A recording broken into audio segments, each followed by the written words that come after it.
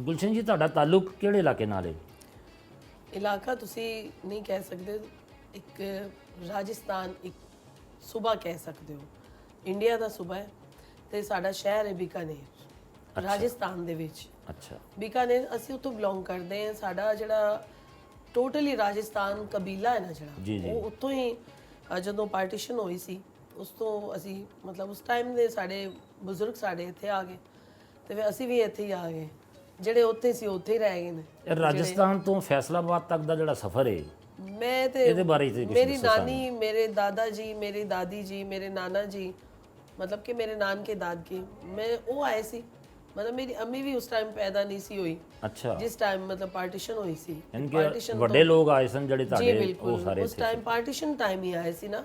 ਲੇਕਿਨ ਅਸੀਂ ਸਾਨੂੰ ਇੰਨਾ ਫਖਰ ਹੈ ਕਿ ਸਾਡੀ ਜ਼ੁਬਾਨ, ਅਸੀਂ ਮਾਦਰੀ ਜ਼ੁਬਾਨ ਨਹੀਂ ਚੇਂਜ ਕੀਤੀ। ਕਾਫੀ ਕਬੀਲੇ ਜਿਹੜੇ ਨੇ ਆਪਣੀ ਮਾਦਰੀ ਜ਼ੁਬਾਨਾਂ ਚੇਂਜ ਕਰ ਲੈਂਦੇ ਨੇ ਤੇ ਅਸੀਂ ਅਲਹਮਦੁਲਿਲਾ ਸਾਨੂੰ ਫਖਰ ਹੈ ਕਿਉਂਕਿ ਰਾਜਸਥਾਨੀ ਇੱਕ ਬੜਾ ਸੁਰੀਲਾ ਮੁਲਕ ਹੈ, ਸੁਰੀਲੀ ਜਗ੍ਹਾ ਹੈ, ਸੁਰੀਲੀ ਮਿੱਟੀ ਹੈ ਤੇ ਉੱਥੇ ਦੇ ਉਹਨੂੰ ਅਸੀਂ ਨਹੀਂ ਛੱਡ ਸਕਦੇ। ਫੈਸਲਾਬਾਦ ਆ ਕੇ ਤੇ ਫਿਰ ਇੱਥੇ ਕਿਸ ਤਰ੍ਹਾਂ ਸੈਟਲ ਹੋ ਗਏ ਤੁਸੀਂ? ਫੈਸਲਾਬਾਦ ਮੈਂ ਪੈਦਾ ਫੈਸਲਾਬਾਦ ਚ ਹੋਈ। ਅੱਛਾ, ਮਾਸ਼ਾ, ਉਹ ਵੀ ਮਾਸ਼ਾਅੱਲਾ ਬੜੀ ਸੁਰੀਲੀ ਮਿੱਟੀ ਹੈ। ਉੱਥੇ ਵੀ ਜਿਹੜਾ ਨਿਕਲਿਆ ਆਪਣੇ ਫੀਲਡ 'ਚ ਸਿੰਗਿੰਗ 'ਚ ਲਾ ਲਵੋ ਤੁਸੀਂ, ਬਹੁਤ ਬੜੇ ਬੜੇ ਸਾਡੇ ਦੁਨੀਆ ਤੇ ਨਾਮ ਕਮਾਇਆ ਹੈ। ਪਾਕਿਸਤਾਨ ਤੇ ਉਹਨਾਂ ਦਾ ਇੱਕ ਰਾਜ ਹੈ, ਪੂਰੀ ਦੁਨੀਆ ਤੇ ਰਾਜ ਹੈ।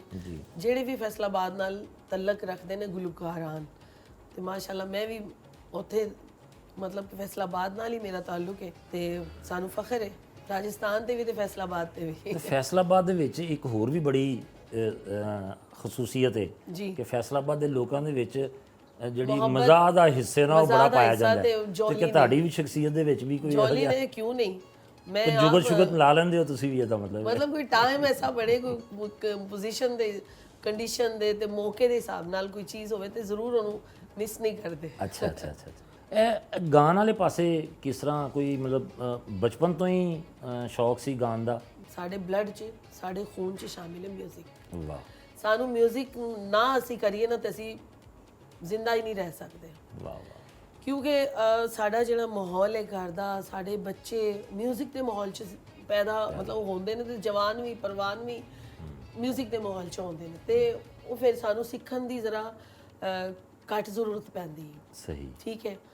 ਤੇ ਮੇਨ ਗੱਲ ਇਹ ਕਿ ਸ਼ੌਕ ਮੈਨੂੰ ਸੀ ਬਚਪਨ ਦਾ ਮੈਡਮ ਨੂਰ ਜਹਾਂ ਜੀ ਨੂੰ, ਉਹਨਾਂ ਨੂੰ ਸੁਣ ਕੇ, ਉਹਨਾਂ ਦੀ ਜਿਹੜੀ ਆਵਾਜ਼, ਉਹਨਾਂ ਨਾਲ ਮੈਨੂੰ ਇਸ਼ਕ ਹੈ। ਅੱਛਾ, ਉਹ ਮੇਰਾ ਇਸ਼ਕ ਕਦੀ ਨਹੀਂ ਖਤਮ ਹੋ ਸਕਦਾ। मतलब कि सारी दुनिया कहती है मैडम नूर जहाँ को मैं पसंद करती हूँ।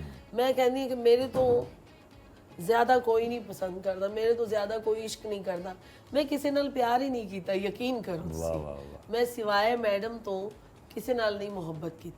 मैनू मैडम नाल मुहब्बत है तो उन्हां नाल ही रहेगी, मरदे दम तक रहेगी। मैडम नूर जहाँ नूं तुसीं अपना रूहानी उस्ताद मानते हो, ਇਹਦਾ मतलब है? जी बिल्कुल। ਤੇ मैडम नूर जहाँ ਦੇ ਗਾਏ ਗਾਣੇ ਵੀ ਗਾਏ ਕੋਈ? मैडम दे गाने मैं मेरी कोशिश हमेशा यही होती है कि मैं मैडम दे ही गाने गावां। अच्छा। लेकिन अपना भी सिलसिला होना चाहिए। मतलब कि जो सीनियर लोग कहते हैं कि तुसी अपना भी कम करो, तो मैं कोशिश करती हाँ कि अपना भी कम करा, नाल मैडम नूं भी ट्रिब्यूट करी जावां सारी जिंदगी। तो मैडम दे गाने मैं हमेशा कोशिश करती हाँ कि मैं मैडम दे ही गावां। पूरे पाकिस्तान च मुख्तलिफ चैनलों ते मैं मैडम नूं ही ट्रिब्यूट करती हाँ। अच्छा, वेरी ते जो भी ਜਿਹੜੇ ਲੋਕ ਜਾਣਦੇ ਨੇ, ਜਿਨ੍ਹਾਂ ਨੂੰ ਪਤਾ ਹੈ, ਜਿਹੜੇ ਮੇਰੇ ਆਵਾਜ਼ ਤੋਂ ਵਾਕਿਫ ਨੇ, ਉਹ ਮੈਨੂੰ ਹੀ ਰਿਕਮੈਂਡ ਕਰਦੇ। ਮੇਰੇ ਮੌਲਾ ਦਾ ਕਰਮ, ਮੇਰੇ ਅੱਲਾ ਦਾ ਕਰਮ ਹੈ ਬੇਸ਼ੱਕ ਕਿ ਮੈਡਮ ਨੂੰ ਟ੍ਰਿਬਿਊਟ ਮੈਡਮ ਜੀ ਤੁਸੀਂ ਕਰੋ। ਵਾਹ ਵਾਹ। ਤੇ ਮੇਰੇ ਵਾਸਤੇ ਬਹੁਤ ਬੜੀ ਬਾਤ ਹੈ, ਬਹੁਤ ਬੜਾ ਇਨਾਮ ਹੈ ਮੇਰੇ ਵਾਸਤੇ। ਬਿਲਕੁਲ ਸਹੀ।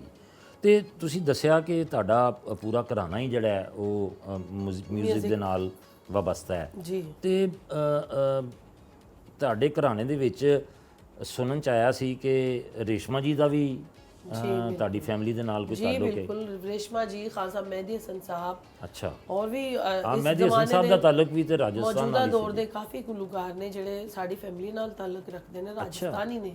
ਅੱਛਾ। ਪਾਕਿਸਤਾਨ 'ਚ ਬਹੁਤ ਬੜੇ ਨਾਮ ਨੇ। ਜੀ ਜੀ। ਰੇਸ਼ਮਾ ਜੀ ਨਹੀਂ ਹੈ, ਉਹਨਾਂ ਨੇ ਤੇ ਸਾਨੂੰ ਸਟਾਰਟ ਕੀਤਾ ਹੈ। ਮੈਂ ਇੱਕ ਗੱਲ ਕਰਨਾ ਚਾਹ ਰਹੀ ਸੀ ਜੀ ਜੀ ਪਲੀਜ਼। ਤੁਸੀਂ ਪੁੱਛਿਆ ਸੀ ਕਿ ਤੁਸੀਂ ਬਚਪਨ ਤੋਂ ਹੀ ਗਾ ਰਹੇ ਹੋ। ਮੈਂ ਹਾਦਸਾਤੀ ਤੌਰ ਤੇ ਗਾਈ ਹਾਂ। ਅੱਛਾ ਜੀ ਬਿਲਕੁਲ। ਰੇਸ਼ਮਾ ਜੀ ਦਾ ਅਗਰ ਕਿਸੇ ਨੇ ਇੰਟਰਵਿਊ ਦੇਖਿਆ ਉਹਨਾਂ ਨੂੰ ਪਤਾ ਹੋਏਗਾ ਕਿ ਸਾਡੇ ਖਾਨਦਾਨ 'ਚ 뮤직 ਵਾਲੇ ਲੋਕ ਹੋ ਕੇ ਤੇ ਬੇਟੀਆਂ ਨੂੰ ਫੀਮੇਲ ਨੂੰ ਇਜਾਜ਼ਤ ਨਹੀਂ ਗਾਣ ਦੀ ਅੱਛਾ ਸੀ। ਤੇ ਰੇਸ਼ਮਾ ਜੀ ਨੂੰ ਮੌਲਾ ਜੰਨਤ ਨਸੀਬ ਕਰੇ, ਉਹਨਾਂ ਦੇ ਦਰਜਾਤ ਬੁਲੰਦ ਕਰੇ। ਉਹਨਾਂ ਨੇ ਸਾਡਾ ਇਹ ਰਸਤਾ ਖੋਲਿਆ, ਸਾਨੂੰ ਹਿੰਮਤ ਦਿੱਤੀ, ਤਾਕਤ ਦਿੱਤੀ ਕਿ ਤੁਸੀਂ ਵੀ ਗਾਓ ਬੇਟਾ। ਮੈਨੂੰ ਬਕਾਇਦਾ ਮੈਨੂੰ ਗੁਲਕਾਰ ਬਣਨ 'ਚ ਰੇਸ਼ਮਾ ਜੀ ਮੇਰੀ ਨਾਨੀ ਵੀ ਲੱਗਦੀ ਨੇ ਰਿਸ਼ਤੇਦਾਰ ਅੱਛਾ ਰਿਸ਼ਤੇ 'ਚ, ਮਾਸ਼ਾਅੱਲਾ ਜੀ। ਤੇ ਮੈਨੂੰ ਗਾਣੇ 'ਚ ਮੈਨੂੰ ਫੋਰਸ ਕਰਨ 'ਚ ਉਹਨਾਂ ਦਾ ਹੱਥ ਹੈ ਅੱਛਾ ਕਿ ਬੇਟਾ ਤੂੰ ਗਾ। ਜ਼ਬਰਦਸਤ। ਤੇ ਇਹਦਾ ਮਤਲਬ ਹੈ ਕਿ ਤੁਹਾਡੀ ਫੈਮਿਲੀ ਦੇ ਵਿੱਚ ਇਜਾਜ਼ਤ ਨਹੀਂ ਸੀ, ਲੇਕਿਨ ਨਹੀਂ ਇਜਾਜ਼ਤ ਸੀ ਇਸ ਦੇ ਬਾਵਜੂਦ ਤੁਸੀਂ ਰੇਸ਼ਮਾ ਜੀ ਤੋਂ ਪਹਿਲੇ, ਰੇਸ਼ਮਾ ਜੀ ਤੋਂ ਪਹਿਲੇ, ਉਹਨਾਂ ਤੋਂ ਬਾਅਦ ਫਿਰ ਕੋਈ ਟੈਨਸ਼ਨ ਨਹੀਂ। ਉਹਨਾਂ ਨੇ ਐਸਾ ਰਸਤਾ ਖੋਲਿਆ ਕਿ ਕਹਿੰਦੇ ਨੇ ਕੋ ਬਾਰਿਸ਼ ਦੀ ਪਹਿਲੀ ਕਣੀ ਸਾਬਤ ਹੋਈ ਕਿ ਜਿਹੜੀ ਖੁਸ਼ਹਾਲ ਜਾਂ ਕੋਈ ਆਜ਼ਾਦੀ ਜਿਹੜੀ ਇਨਸਾਨ ਦੀ ਜ਼ਰੂਰੀ ਖੁਆਇਸ਼ ਹੁੰਦੀ ਹੈ ਉਹ ਸਾਡੇ ਰਾਜਸਥਾਨ 'ਚ ਨਹੀਂ ਸੀ ਪਹਿਲੇ। ਸਹੀ ਹੈ। ਤੇ ਉਹਨਾਂ ਨੇ ਰਸਤਾ ਖੋਲਿਆ ਕਿ ਅਸੀਂ ਲੜਕੀਆਂ ਜਾਂ ਜੋ ਵੀ ਜਿਹਦੀ ਆਵਾਜ਼ ਅੱਛੀ ਹੈ ਉਹ ਗਾ ਸਕਦੀ ਹੈ। ਬਿਲਕੁਲ ਸਹੀ ਹੈ। ਲੇਕਿਨ ਅੰਦਰੂਨੀ ਤੌਰ ਤੇ ਉਹਨੂੰ ਗਲਤ ਹੀ ਸਮਝਿਆ ਜਾਂਦਾ ਹੈ। ਅੱਛਾ ਇਹ ਵੀ ਮੈਂ ਤੁਹਾਨੂੰ ਕਹਿ ਇਹ ਯਾਨੀ ਕਿ ਫੈਮਿਲੀ ਦੇ ਵਿੱਚ ਹਾਲੇ ਵੀ ਹਾਂਜੀ ਜਿਹੜੇ ਪੁਰਾਣੇ pressure ਹੈ ਖਿਆਲਾਤ ਵੇ। ਦੇ ਪੁਰਾਣੇ ਖਿਆਲਾਤ ਦੇ ਲੋਕ ਨੇ ਨਾ, ਉਹ ਅਜੇ ਵੀ ਕਹਿੰਦੇ ਨੇ ਕਿ ਇਹ ਗਲਤ ਕੰਮ ਹੈ, ਇਹ ਸਹੀ ਨਹੀਂ ਹੈ। ਤੇ ਤੁਸੀਂ ਜਿਸਲੇ ਆਪਣੀ ਅਮਲੀ ਜ਼ਿੰਦਗੀ ਚ ਆਏ, ਫਿਰ ਤੁਸੀਂ ਸ਼ਾਦੀ ਕੀਤੀ, ਜੀ ਤੇ ਫਿਰ ਕੋਈ ਮਤਲਬ ਖਾਮਦ ਵੱਲੋਂ ਵੀ ਕੋਈ ਪ੍ਰੈਸ਼ਰ ਆਇਆ ਕਿ ਵੀ ਛੱਡ ਦਿਓ ਇਹ ਕੰਮ?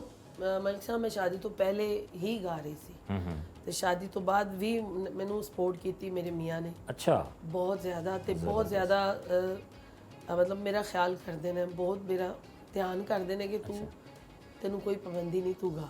Very good. ਤੇ ਮੇਰੇ ਵਾਸਤੇ ਮੈਂ ਬਹੁਤ ਲੱਕੀ ਹਾਂ ਇਸ ਮਾਮਲੇ 'ਚ। ਤੁਸੀਂ ਸਮਝਦੇ ਹੋ ਕਿ ਇਹ ਜਿਹੜਾ ਤੁਸੀਂ ਸਫ਼ਰ ਅੱਗੇ ਤੈਅ ਕਰ ਰਹੇ ਹੋ, ਇਹਦੇ ਵਿੱਚ ਤੁਹਾਡੇ ਹਸਬੰਡ ਦਾ ਵੀ ਬਹੁਤ ਜ਼ਿਆਦਾ ਹੱਥ ਹੈ? ਜੀ ਬਿਲਕੁਲ, ਉਹਨਾਂ ਦਾ ਹੱਥ ਹੈ। ਇਕੱਲਾ ਬੰਦਾ ਕੁਝ ਨਹੀਂ ਕਰ ਸਕਦਾ। ਜਿਹੜਾ ਹਮਸਫਰ ਹੁੰਦਾ ਹੈ ਉਹਦਾ ਸਾਥ ਹੋਣਾ ਬਹੁਤ ਜ਼ਰੂਰੀ। ਅਗਰ ਉਹ ਨਹੀਂ ਸਾਥ ਤੇ ਫਿਰ ਕੁਝ ਵੀ ਨਹੀਂ ਕਰ ਸਕਦਾ ਬੰਦਾ। ਬਿਲਕੁਲ ਸਹੀ।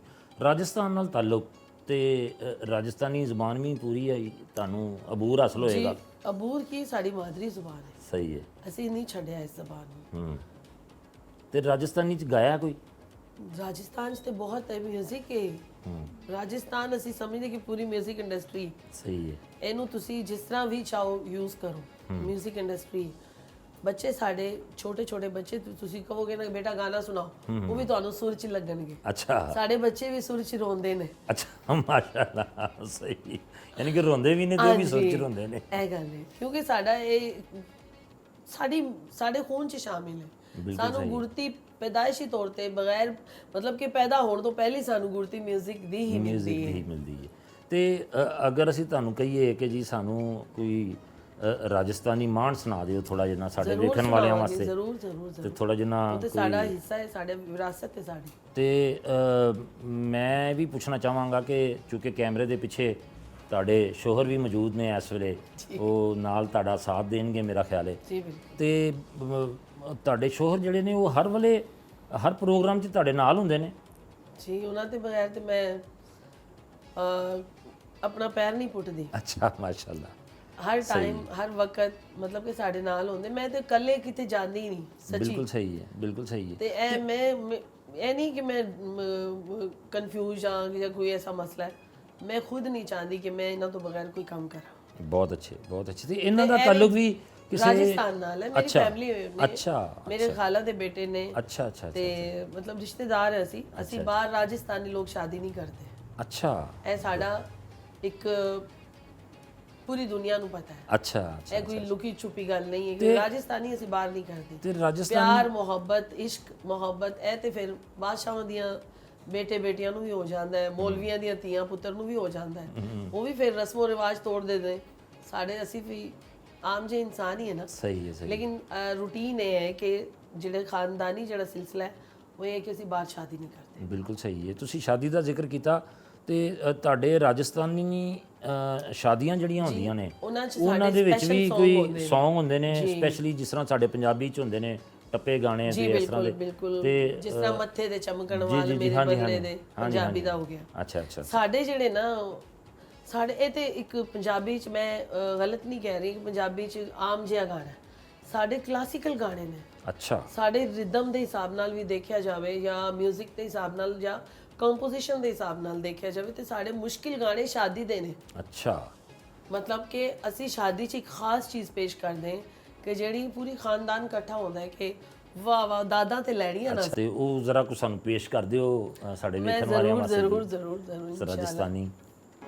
ਅੱਛਾ ਜੀ, ਇੱਕ ਗੱਲ ਹੋਰ ਕਰਨਾ ਚਾਹਾਂਗੀ ਕਿ ਇਹ ਜਿਹੜਾ ਮੈਂ ਤੁਹਾਨੂੰ ਸੁਣਾ ਰਹੀ ਹਾਂ ਸਾਡੇ ਕੋਲ 250-300 ਸਾਲ ਤੋਂ ਮਤਲਬ ਪਾਰਟੀਸ਼ਨ ਤੋਂ ਪਹਿਲੇ ਦਾ ਹੀ ਸਾਡੇ ਕੋਲ ਇਹੀ ਚੱਲ ਰਿਹਾ ਸੀ ਕਿ ਫੂਲ ਬੰਨਣੋ ਅਸਤਾਈ ਚੱਲ ਰਹੀ ਸੀ। ਅਸਤਾਈ ਸਮਝਦੇ ਹੋ ਗਾਣੇ ਦੇ ਲੈਂਗੁਏਜ ਵਿੱਚ ਅਸਤਾਈ ਸੀ ਤੇ ਮੈਂ ਫਿਰ ਇਹਦੇ ਅੰਤਰੇ ਲਿਖੇ। ਅੱਛਾ ਆਪ ਲਿਖੇ? ਜੀ ਬਿਲਕੁਲ, ਤੇ ਕੰਪੋਜੀਸ਼ਨ ਵੀ ਆਪ ਤਿਆਰ ਕੀਤੀ, ਇਹਨੂੰ ਵਧਾਇਆ ਹੈ। ਅੱਛਾ ਸਹੀ, ਤੇ ਮੈਂ ਤੁਹਾਨੂੰ ਪੇਸ਼ ਕਰ ਰਹੀ ਹਾਂ। ਮਿਹਰਬਾਨੀ। ਫੂਲ ਬੰਨਣੋ ਓ ਫੂਲ ਬੰਨਣੋ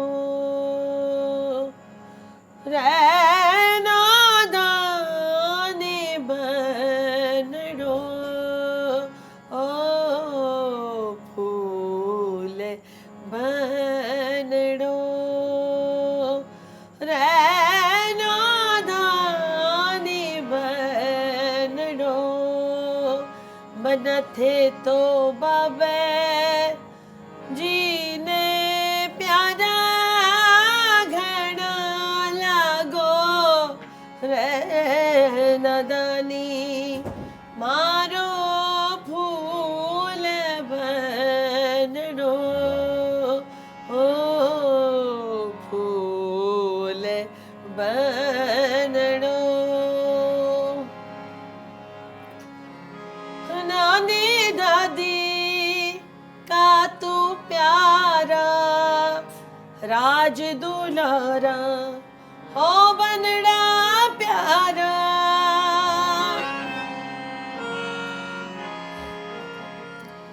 ਨਾਨੀ ਦਾਦੀ ਕਾ ਤੂੰ ਪਿਆਰਾ ਰਾਜ ਦੁਲਾਰਾ ਹੋ ਬੰਨਣਾ ਪਿਆਰਾ